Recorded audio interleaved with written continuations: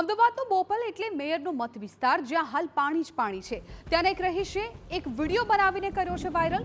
બોપલના આ વિસ્તારમાં આવેલી સુંદરવન સોસાયટીમાં જ્યાં જુઓ ત્યાં માત્ર પાણી જ પાણી છે.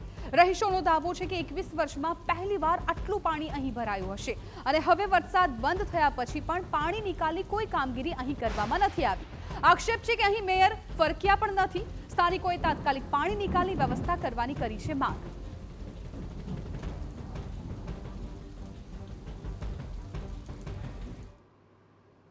આ સામે છે સ્કૂલ છે બીકેએમ સ્કૂલ. આ મારા ઘરની પાછળ પ્રાઇવેટ સ્કૂલ છે ગ્રાન્ટવાળી.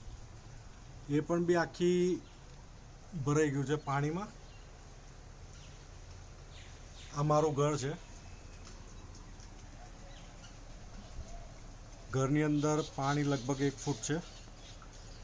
આ સોસાયટીમાં આખું પાણી ભરાઈ ગયેલું છે.